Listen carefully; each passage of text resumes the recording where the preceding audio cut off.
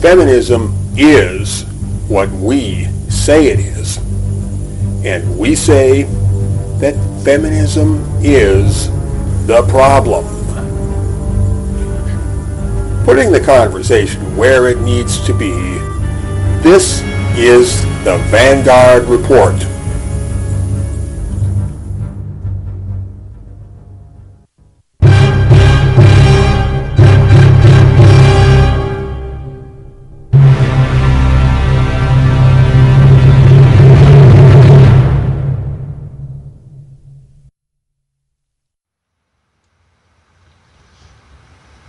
Hello, welcome everybody.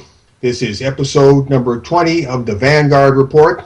I am your host, Fiedelbogen, and with me today is, well, no, actually he's not with me today. Nick was detained elsewhere. His life has been chaotic recently.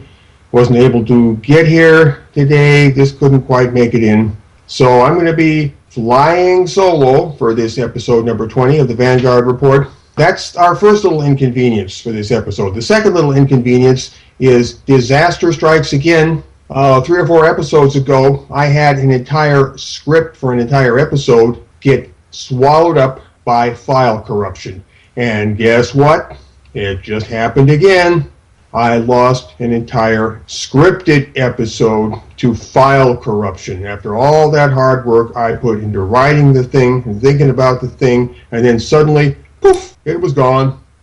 So, again, I had about 45 minutes to pull together something to fill this hour for this episode. I'm going to do the best I can, just me alone, winging it, and no Nick. Oh, ho, ho, ho, poor, pitiful me. All right. You sound like a victim. I sound like a victim? So yes, I'm a victim of fate. I don't need to blame my victimhood on people. I can just blame it on the gods or blame it on fate or something abstract. We call it, in feminist circles, they call that patriarchy. Oh, that's right, the big spook, patriarchy. Okay, well, can I blame it on the patriarchy too? You can blame it on the patriarchy too. That's right, patriarchy. After all, patriarchy hurts men. Made those computers. Oh, that's right, the patriarchy made those computers and made the internet, and patriarchy hurts men too, doesn't it? That's right. But I guess I can't blame it on the matriarchy now, can I? No, the only successful matriarchies were destroyed by the patriarchy millions of years ago. Oh, that's according right. To people like Mary Daly. Yes, of course. Yeah. Well, she's a person I respect highly. She's near and dear to my heart. Don't you know, when the world was covered in the virgin mists of the way back, it was nothing but beautiful matriarchies everywhere until the men rose up. Yes. Yeah. Oh well. Oh, James, you're too clever for me. Not clever. Okay. I'm not feeling too terribly clever today. I'm feeling a little bit ragged, but understandably. But anyway, I'm going to fill this episode mainly with reading some stuff. I mean, that's a good, quick, easy way to fill the time. But I thought I would start off talking about an article that recently appeared at Jezebel.com. I think many, you got it? That's right. Yeah.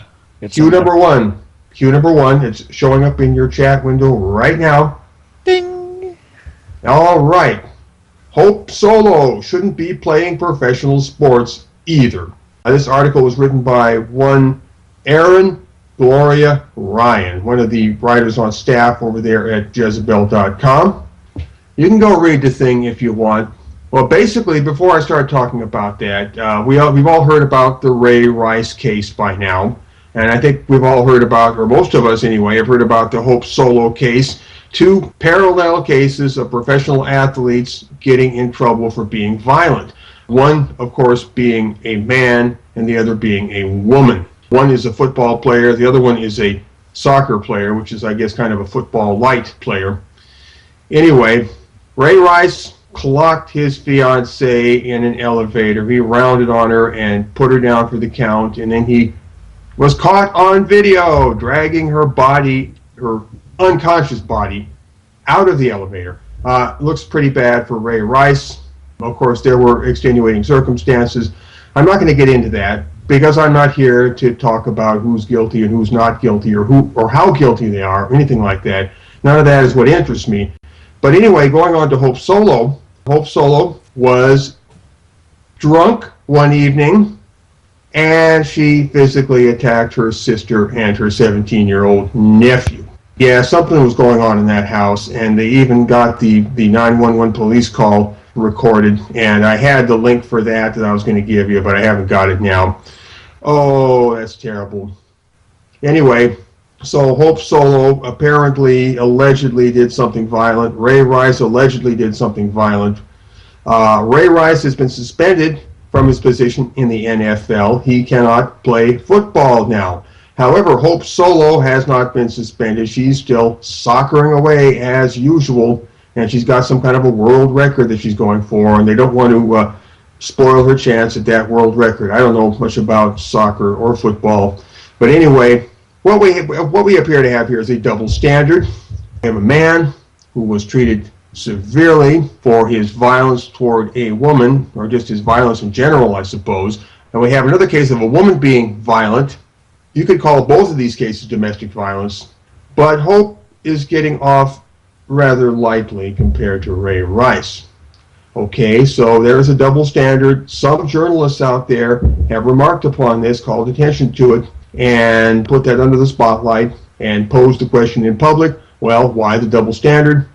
However, there are other writers, other journalists who say, well, it doesn't matter, the two cases are not comparable. So we have the feminist critical side on the one side, and we have the ones who are towing the feminist party line on the other side.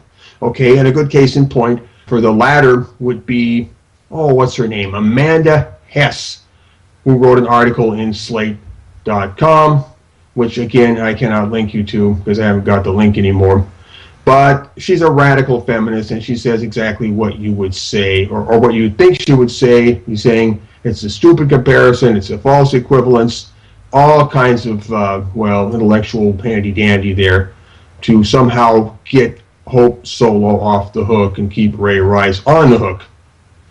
And I'm not going to dwell too much on Amanda Hess. But the really interesting point right now is the article in Jezebel, which I mentioned and which I have linked. I do have a link to that. This article, written by Erin Gloria Ryan of Jezebel, basically, briefly, sums up the case, and then finally, Erin Gloria Ryan comes down on the side against Hope Solo. She says, records be damned, Hope Solo screwed up. Solo's case highlights the fact that domestic violence isn't always a man headbutting a woman and breaking her nose because she refused him sex. Sometimes it's a woman calling her nephew too fat to be an athlete and then physically attacking him. Sometimes it's not a professional athlete. Sometimes it's your neighbor. And no matter who it is, it's not a matter that should be minimized or ignored. So she's saying that Hope Solo should be suspended from her soccer league and shouldn't be playing soccer anymore. So that's something. We have a feminist from Jezebel, no less, coming down against a woman, saying in effect that a woman, at least in this one case, a woman should be held morally accountable, treated like a moral agent. Boy, that's really something. This is unusual. And then we have some feminists who are coming down on the side of Hope Solo and trying to get her off the hook. But we have this one feminist here who's breaking ranks and saying, no, make Hope Solo face the music. You know what they're doing here? They're just trying to repair feminism's public image. And why are they doing that? It's because feminism is now feeling the heat from all of us non-feminist critics who have been pounding it left, right, and center for some time now. Feminism is feeling the heat, and it's beginning to crack, and there are some feminists like Gloria Ryan here who evidently feel they have to do something along the line of damage control. So that's what we see happening. And interestingly, in the reader comments section immediately following this article, we have a comment from a commenter who goes by the name of Burner7753, and the comment, I read it to you now. Read that, MRAs. Aaron and Cindy, both self-identifying women. Oh, by the way, Cindy is Cindy Boren from the Washington Post. Aaron and Cindy, both self-identifying women, would like another self-identifying woman to be held to the same, albeit unfavorable, standards that are being held to other men. That's what she says, other men. Whoop-de-doo, we've got a whole crew of them. Oh, yes, a whole crew of what, other men? Oh, we got a whole crew of women who want women to be held up to the same standard. Oh, of course, they're called Women Against Feminism, and that's just for starters. Standards that are being held to other men. And what's the name of this concept? All together now, feminism. James, I trust that you're savvy enough to see what's happening there. Oh yeah, sure. Yeah, they're gonna widen their definition of feminism as much as they can, which is exactly what Emma Watson tried to do. She didn't get very far with that, did she? No, she did. She did not, especially when she said that men should be able to act vulnerable and be human. Oh, like they're not, like they just want to be vulnerable and they're not human already. Right, yeah. Right, yeah. okay. Yeah, if I don't act like a woman, then I'm not human. If I don't act like a woman, if I don't act abnormally sensitive, then I'm what, a monster? Well, I don't know. You're not human. I'm not, not human, okay, not human. Yeah. Okay, so now we see a trend toward feminists trying to put together a new, kinder, gentler feminism that sometimes holds women morally accountable. Okay, that's a fine trend, but you know what, feminists? You got a long way to go, and you got years and years to make up for. Now, I want to see you doing this regularly, consistently, all the time. And I want to see you doing a whole lot of other things too. And when I get time for it, I'll make up a list and present it to you. Feminism has got a lot of things it's got to do, a lot of things, in order to redeem itself for all of its past sins and transgressions, which have piled up over the years. So there they are, trying to say that feminism holds women morally accountable, which is a crock of baloney. Feminism does no such thing. Furthermore, feminism cannot do any such thing. If feminism really started holding women morally accountable, I mean seriously, consistently, straight down the line, all the time, it would very quickly spell the end of feminism. And why is that, you ask? Well, because, as we know, feminism is the project to increase the power of women. And if you want to increase power, anybody's power, one of the things you got to do is you got to remove moral accountability from that person. Once you remove moral accountability from somebody, then the sky's the limit as far as increasing their power. You can just increase their power on and on and on into infinity until hell freezes over, because nothing like morality or decent behavior is standing in your way. And, well, that's why feminists have such a problem with holding women morally accountable, or calling women out when they do bad things. That's why every time a woman does some horrible, spectacularly bad thing and it makes headlines, the feminists fall all over each other to excuse her.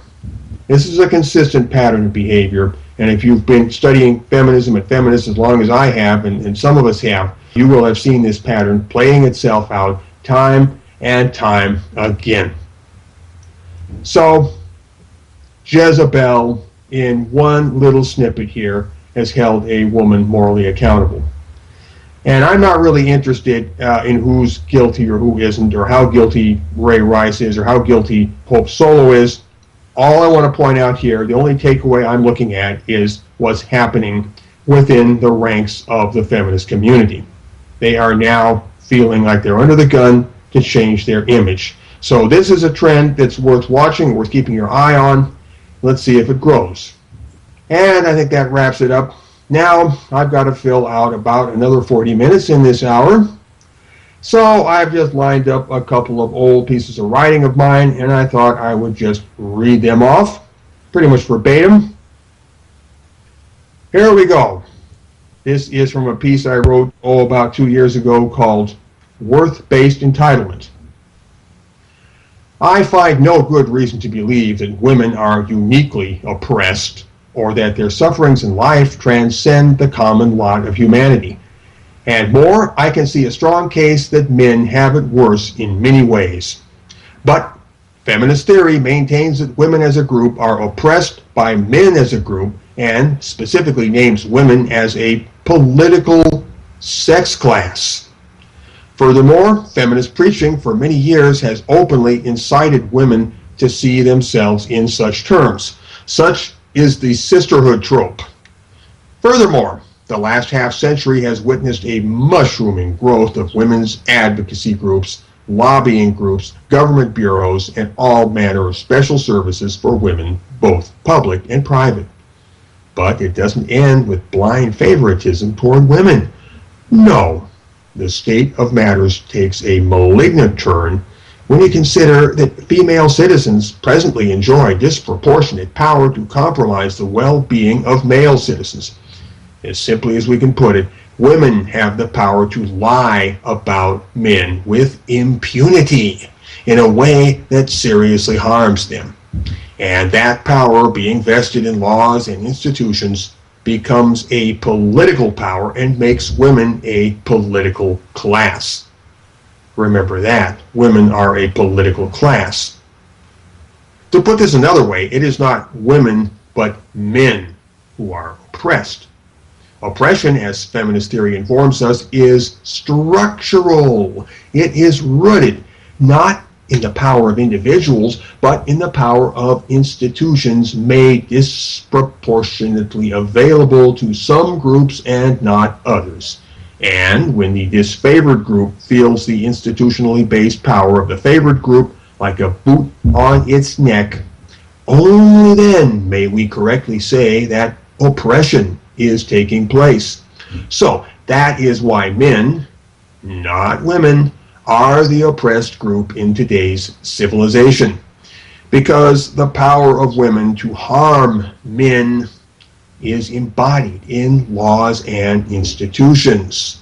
In other words, structurally, if we are to hold the feminists to the letter of their own law, we must insist that they acknowledge this. What we have related here tilts the political board against men as a group. In light of this, we feel no hesitation in stating that men as a group have no political obligation to go to bat for women as a group. Under the circumstances, why should they? Rationally speaking, men would do best to look out for themselves as individuals and to form contracts of mutual assistance in order to multiply the benefit. No consideration, either moral or utilitarian, can inspire me with any sense of duty toward women as a group. This would be true even in the best of times, but is doubly true at present when men are, yes, an oppressed class. Therefore, any individual woman I meet will get special consideration from me only as an individual, and only if she proves herself worthy. And clearly, some will prove themselves worthier than others.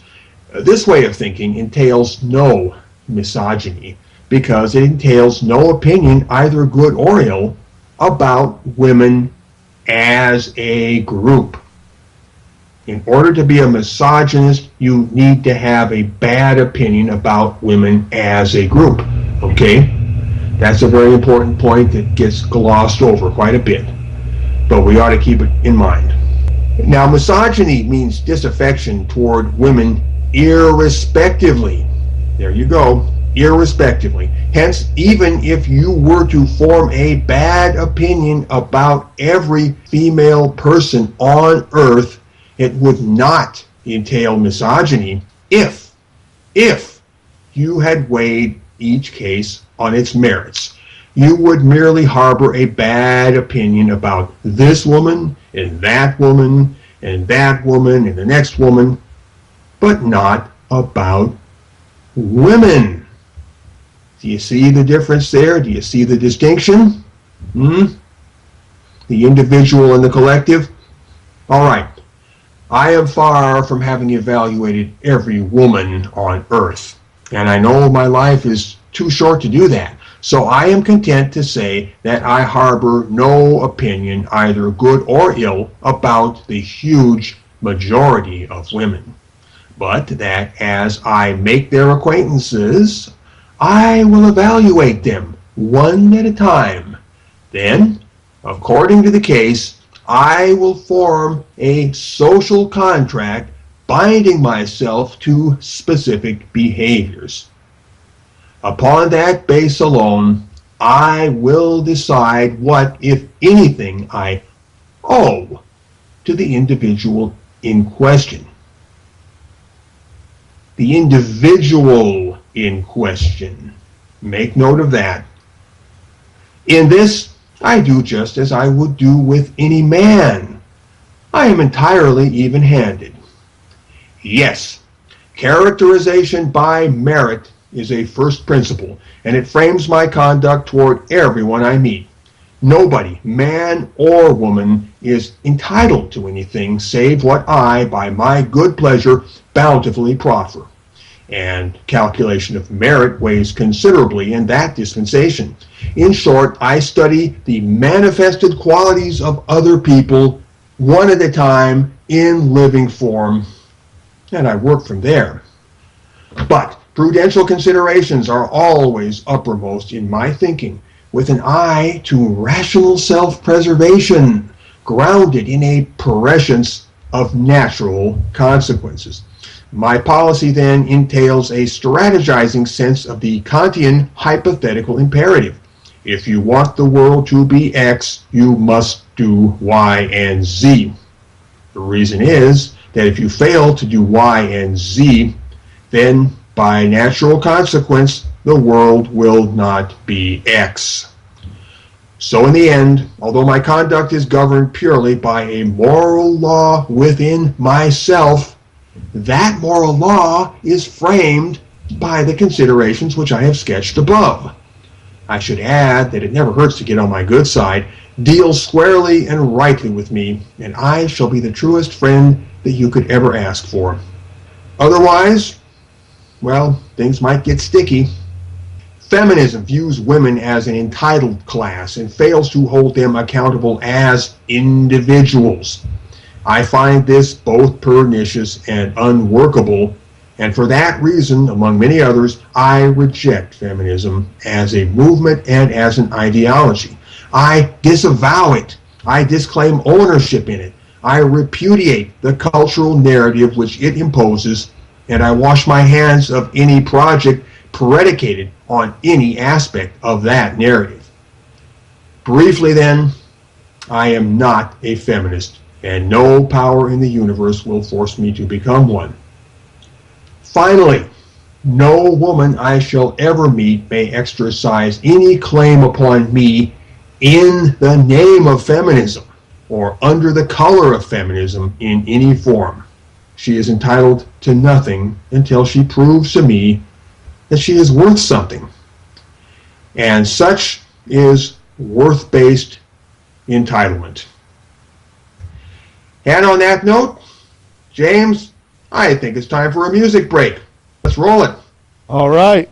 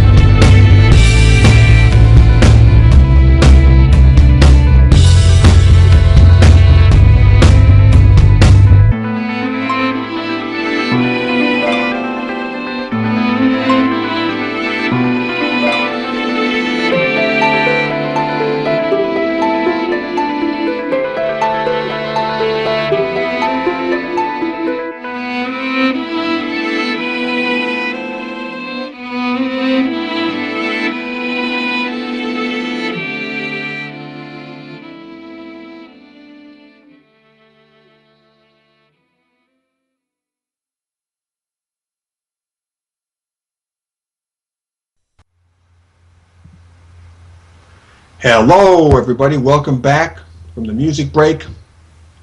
This is episode number 20 of the Vanguard Report. I am Phil Bogan, your host for this episode. My fellow host is not with us tonight, unfortunately. Nick, we miss you, but you'll be back for episode 21, I'm sure. Anyway, I am trying to put this episode together as I go along. I lost the entire script for the episode, as I already mentioned earlier, and I had to put this together on the fly in the last 45 minutes. Anyway, we'd like to open up the line now to callers, and the number is 214-272-0408. This is the Vanguard Report. You can call in at 214-272-0408. Just bear in mind, we don't have call queue anymore. It's first come, first serve, and one at a time. So if you want to dial in, be like Johnny on the spot with that speed dial. Do it right now. Do it anytime you want. I'm going to go on and read some more things.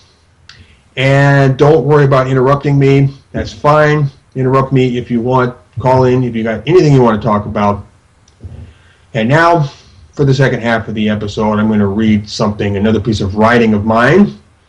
This is called, What is the Non-Feminist Revolution? Now, non-feminist revolution is a term you may have heard floating around here and there. Basically, it just describes everything that's happening, the whole process, historical process of the world and society in general turning against feminism and becoming more and more clear and more crystallized and more focused in that process. And this is what I wrote about the non-feminist revolution, trying to clarify just what the non-feminist revolution is. What is the non-feminist revolution? The non-feminist revolution is not a movement, but a largely unconscious demographic upwelling of resistance to feminism and its consequences. It is an objectively historical process, spontaneous, organic, and amoral. Its center is everywhere, its perimeter is nowhere, and its parts do not always accord with each other.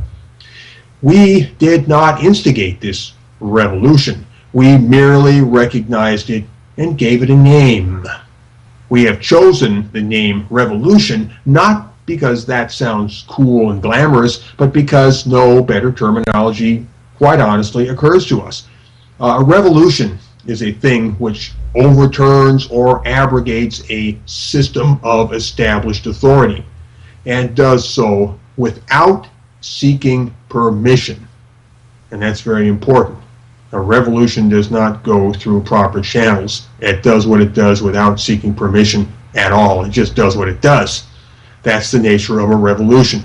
And yes, it would be an ironic kind of revolution that should say to the targeted regime, "May I overthrow you?" No, that's one of the salient features of a revolution. Any kind of revolution is they don't ask permission. They just go ahead and do it. So the non-feminist revolution is just like that. It doesn't ask permission.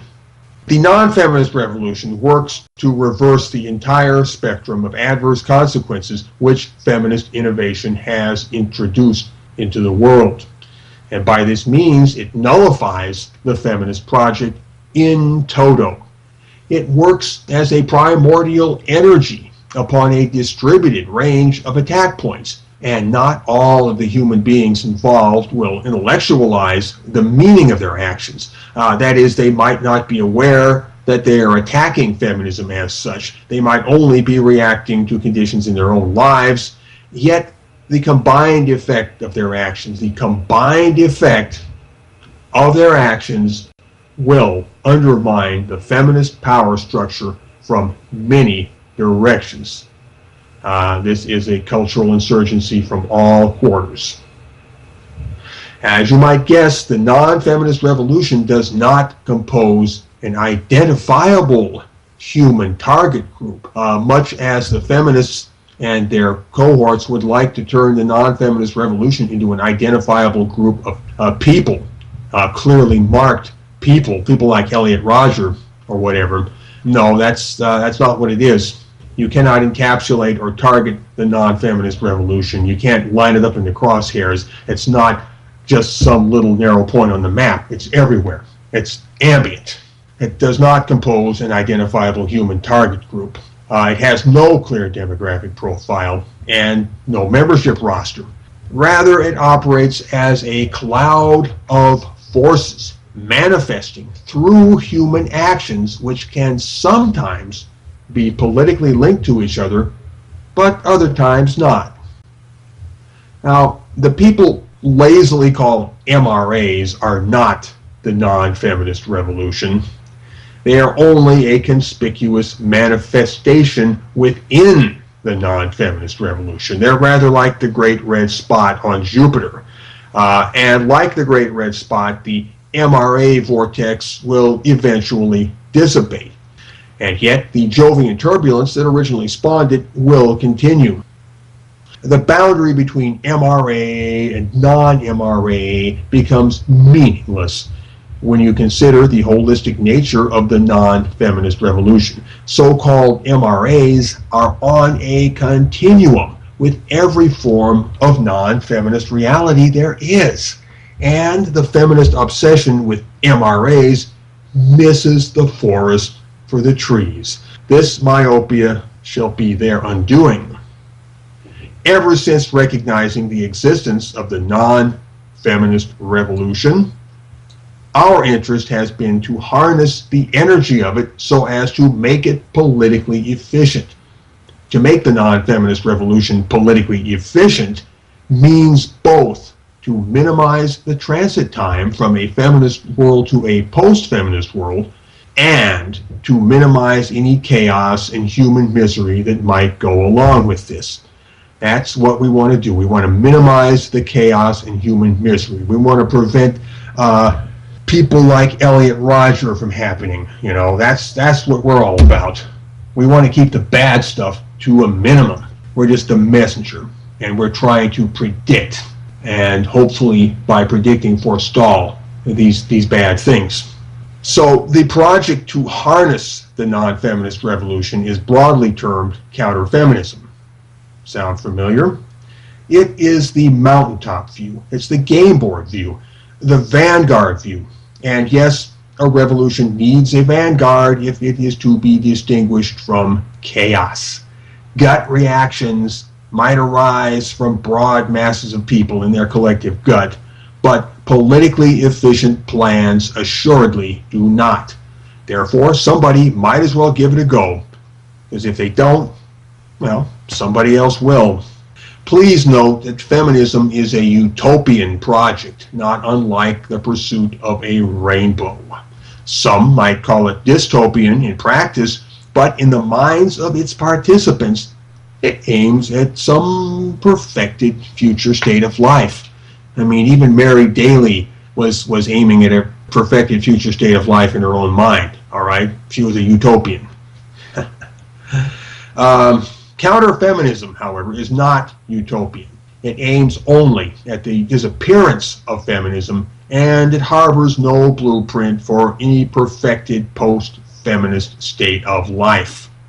We expect the world after feminism to be flawed and stamped with the greasy thumbprints of human nature, as all of human history has been.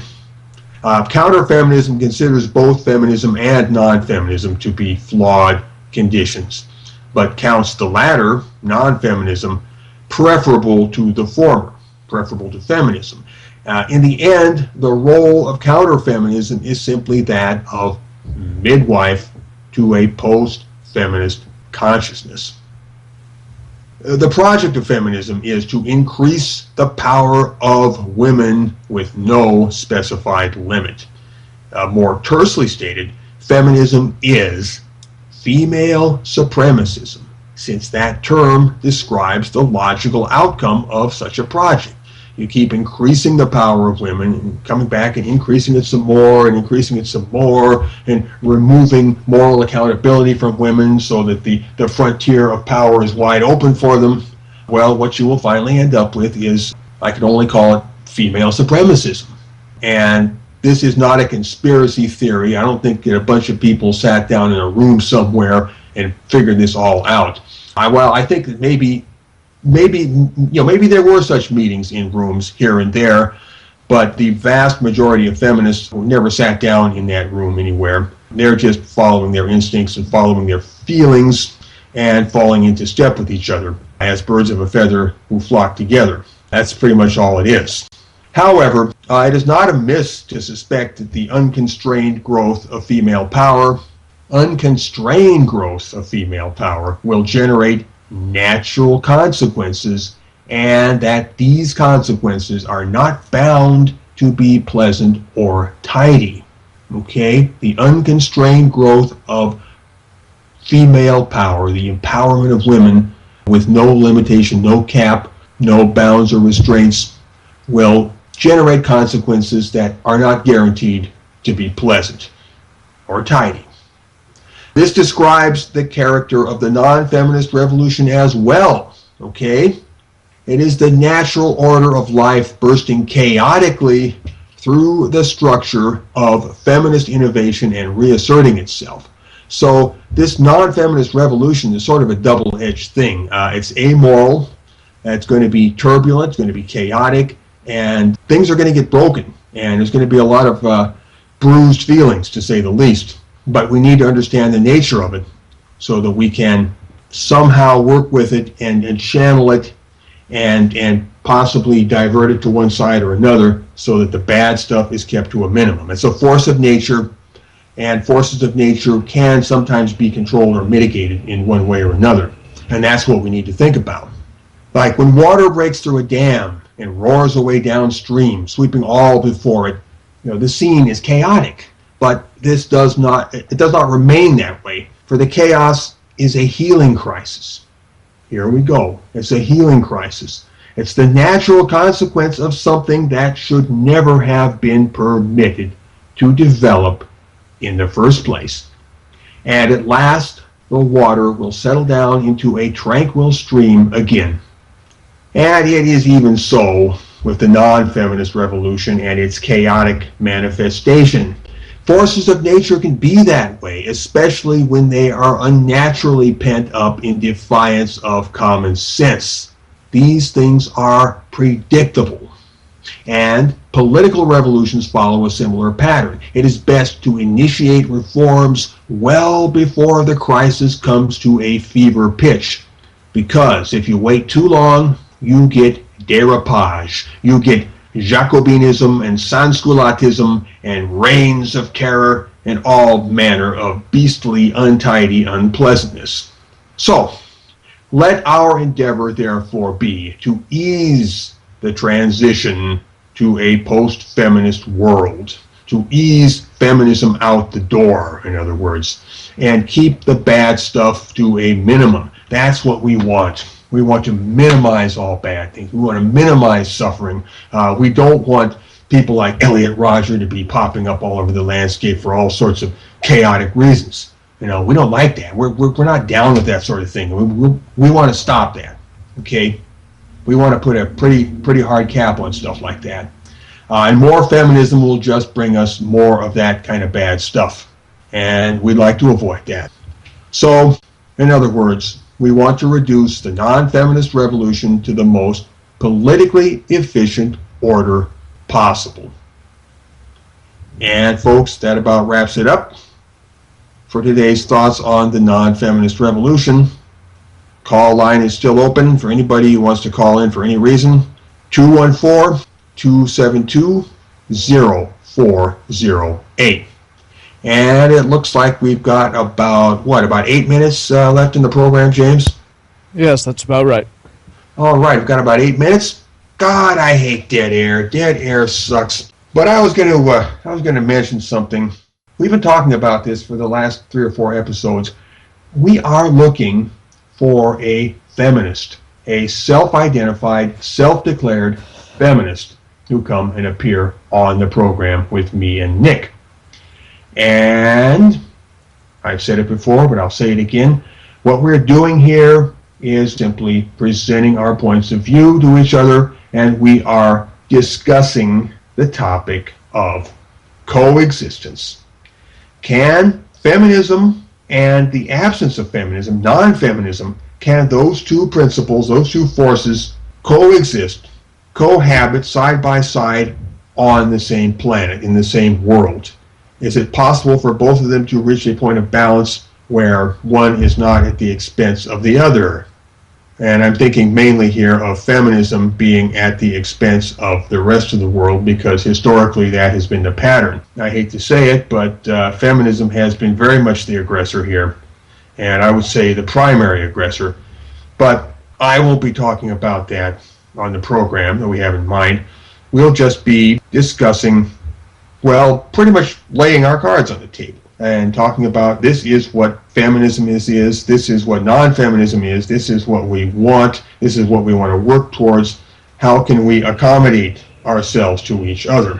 And so the rule is that, no, we're not here to convert anybody, we're not here to debate, we're not here to argue, we're not here to talk about who's right and who's wrong, we're just here to make ourselves clear to each other, saying this is where we stand, and where can we go from here? What is to be done from here? And that's all I've got in mind. And we are looking for a feminist who is willing to come on the show and do that. It's a, well, rather brave project, I would suppose, for some people anyway.